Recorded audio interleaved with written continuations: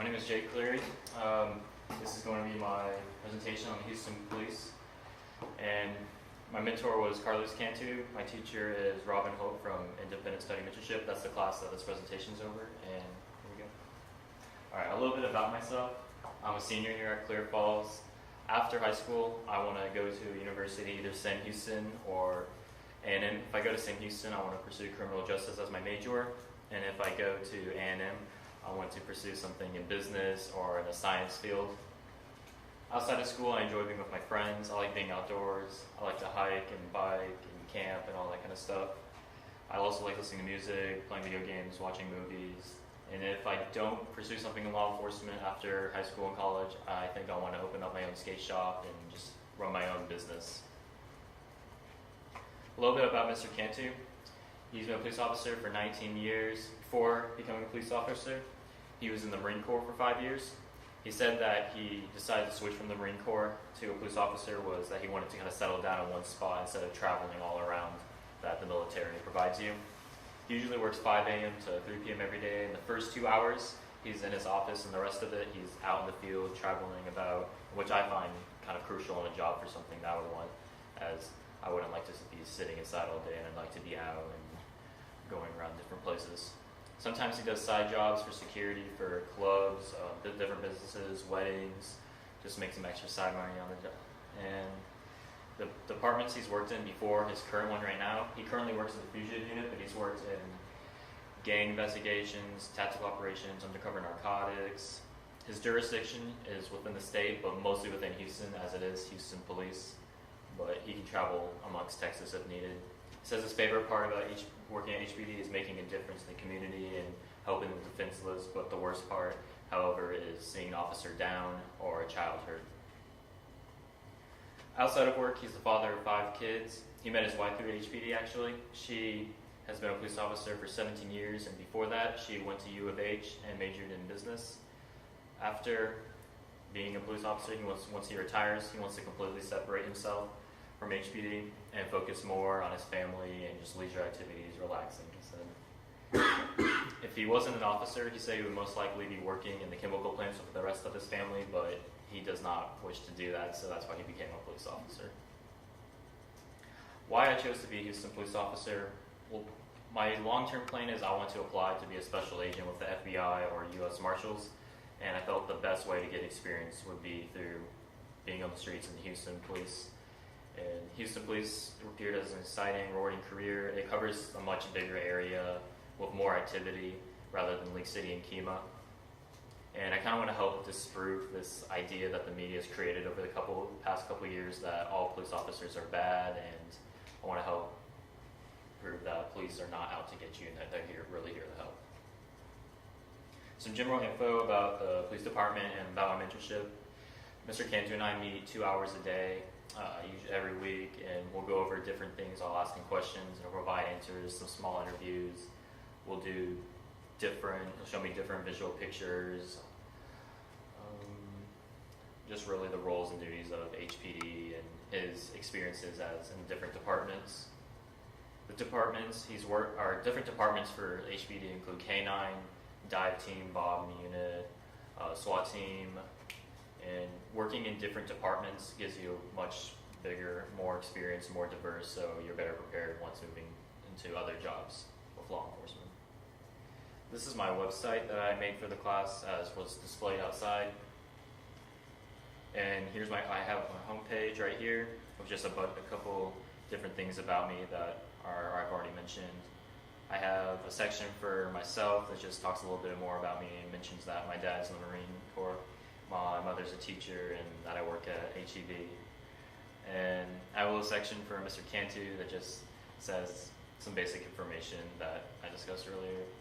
Another one for research, and this one, we had to do some research summaries in class, and this one was just basic HPD information. When you click on it, like right here, it'll open up, you can see a lot more. It includes like salary range, education requirements, what they do, just basic information. And then this one includes some basic information for the SWAT team for the FBI and for different police departments, which include the same salary, education, what experience and things are required for becoming a SWAT team member. I also have some photos on my website, but I'll get back to that in a sec. So my main goal for for my time in ISM was to have a mock arrest and a presentation of the Houston Police Department. And I felt the best way to do so was have smaller goals building up to that, such as creating a written draft of maybe like a day in the life of Mr. Cantu, like what he has before he goes out and makes these arrests, and just kind of get a visual of what's going on, like once they enter the house and going to arrest someone, what it would look like, learn some about the departments they have there, and learn mostly about my mentor's department and what he did in each of them. So some of the things I did was the SWAT training, and what it was.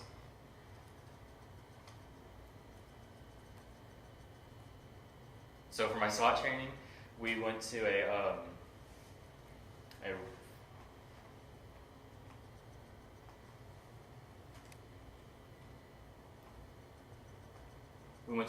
SWAT training that they do monthly, and this wasn't like a simulation created just for me. This is an actual training that is done by the Houston Police every month. And so I got to take part as a hostage at first when the SWAT team came in to a church where extremists took over and took hostages. And so I played a hostage in that part, and the SWAT team had to come in and rescue us.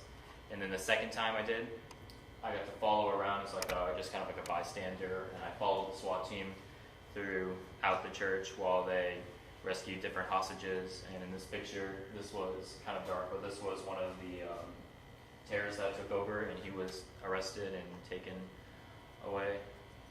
And then here's just a picture of them coming up the stairs. Right here, this is the SWAT team coming up the stairs with just other bystanders to make sure everything goes according to plan. Like, these are real life trainings. And another picture of just them traveling down the building. It was a little bit hard to take pictures just because they move so fast, but they don't move fast enough that they move at a certain speed so that it's slow and they make sure everything's safe, but also so that they can rescue the hostages as fast as possible. A picture that's hard to see, but right here is one of the extremists being arrested and the SWAT behind him.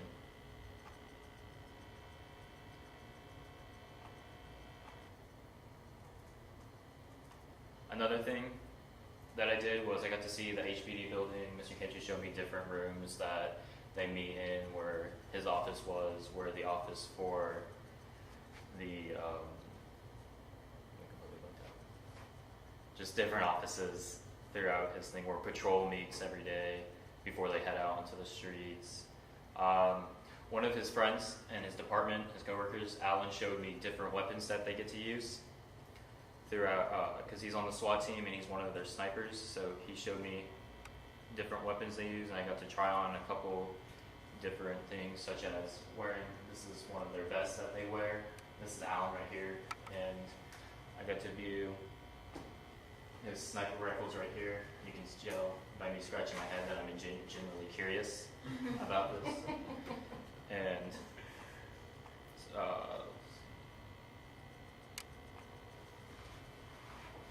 I was able to hold some of them and just get to see all the different weapons, which I found was a very neat thing.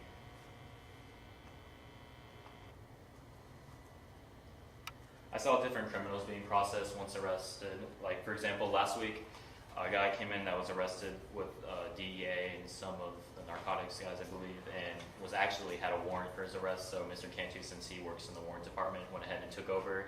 And I got to see him being taken to court and different papers filled out and processed. And then another time, I got to see different suspects that were arrested and taken out of the vehicle. Even after they were patted down, they still had to check them again and check the car to make sure that they didn't have anything that they missed and they hid into the car, so just drugs or maybe a knife or something small. And I got to see them processed and taken into the jail. I did a lot of one-on-one time with Mr. Cantu and different questions I asked him, different interviews, question and answers, where I asked him about patrol, specific questions about the job, the physical aspect, and really like the mental aspect that it requires to be in these different departments and how to handle things.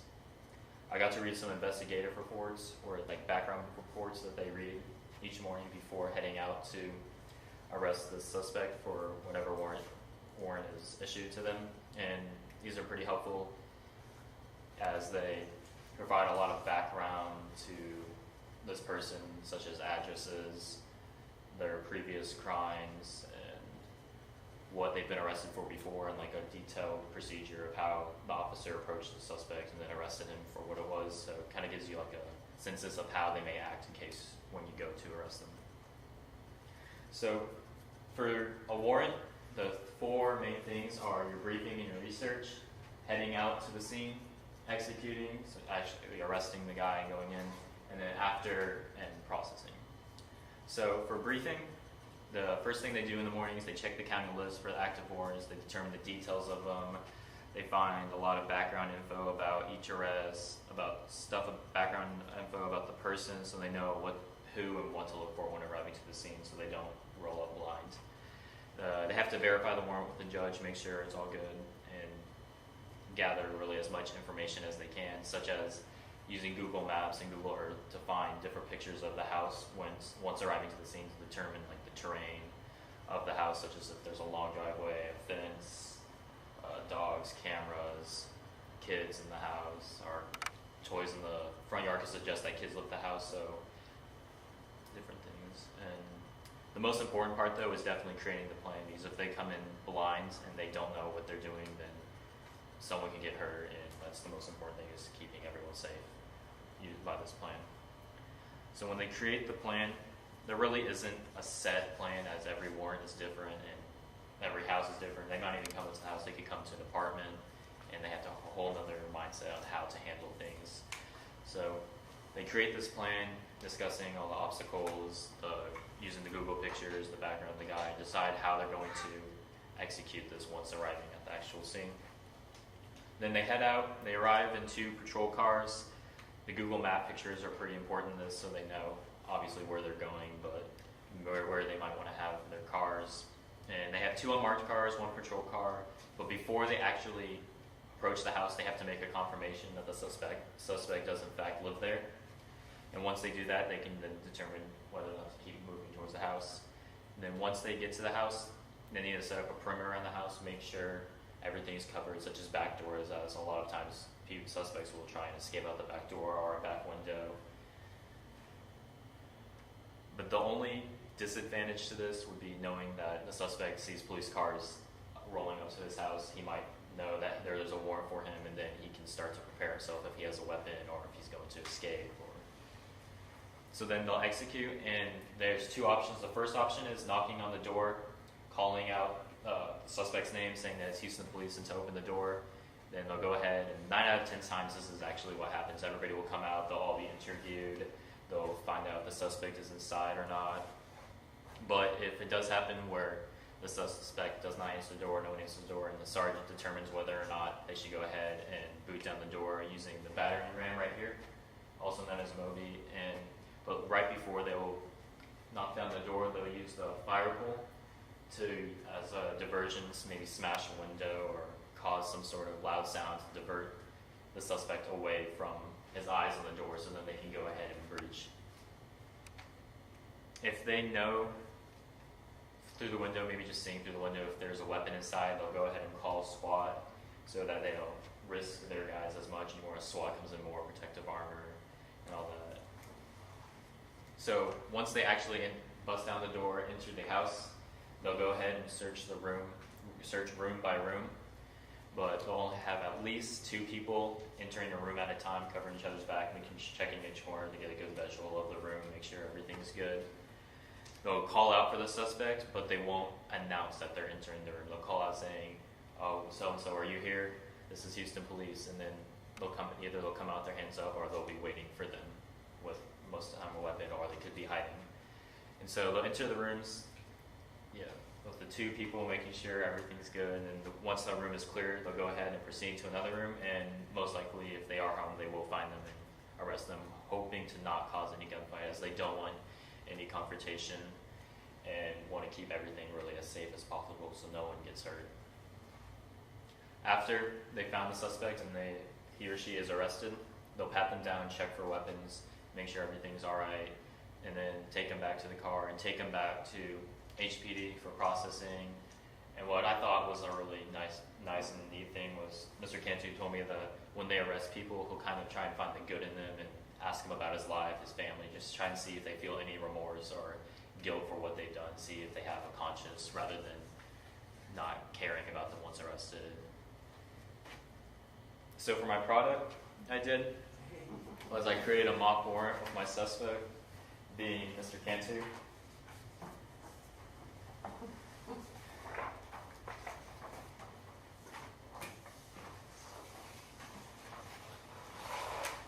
So my suspect was Mr. Cantu, was Carlos Cantu, a Hispanic male, about 5'9", a medium build, and military haircut and glasses. And all this is important so they know when they come up to the scene who they are looking for.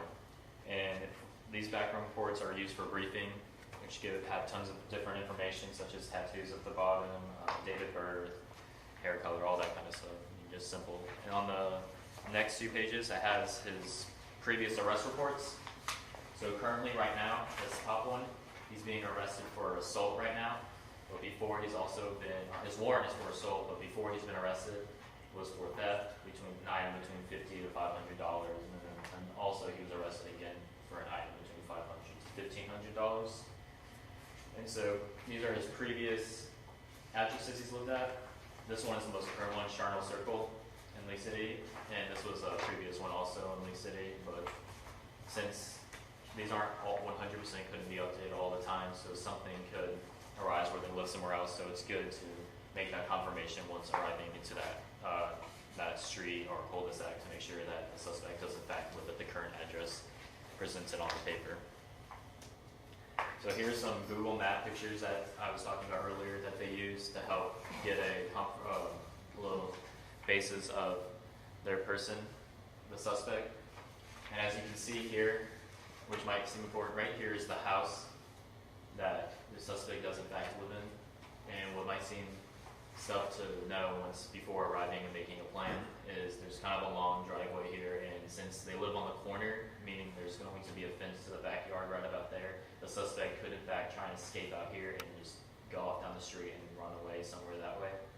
So what would be best for us to do is set up a police patrol car here and have a couple people monitoring the fence, while the others are at least one person monitoring the fence while someone else enters the house. And since these houses are not the same and they're separate, there is a possible chance for the suspect to come this way, but it's very unlikely. So maybe just having someone stand outside still with that possibility just in case. Once entering the house, if the suspect doesn't answer and Sergeant confirms that it's all right to go ahead and boot the door, they'll come in 2 at least, but mostly 3 at a time, check the living room, make sure everything's good. But when we came in, as if I was there at the scene, we came in, noticed that there was a door closed right here, so we didn't fully enter all the way until we made sure this room was clear. And made sure the room was clear, and then we decided to check this bedroom right here, having 2 people stand here to make sure the living room was good, as there's 2 more doorways right here, and had 2 other people check the bedroom to make sure it was clear. And we didn't find the suspect in this bedroom or the living room, so we went ahead and proceeded on slowly to make sure to check this bedroom and this kitchen. But before we checked this bedroom, since the door was closed, we went ahead and checked the kitchen. We checked the kitchen while we had someone guard here just in case he were to escape through this door, and found nothing in the kitchen. And before we could go down this hallway, we had two officers stand guard here. We had the officers still right here. There were 2 officers here, and we had 2 more officers come down here and check the bathroom first before checking this bedroom. And we found the suspect hiding in the bathtub right here. And we went ahead, apprehended the suspect, patted him down for weapons, had the rest of and 2 officers escorted him out of the house, and had the rest of the officers check the house just in case anyone else was here with a weapon that might try and come out after we leave. Found that it was all clear, went ahead, escorted them out, took them to HPD and had them processed. And then here's all of my sources, and not all of my sources are cited, but they will be cited appropriately throughout somewhere on my website or throughout the presentation they were. And then I just want to give a thank you to my mentor, Carlos Cantu, my audience, and my teacher, Robin Hope, for my presentation.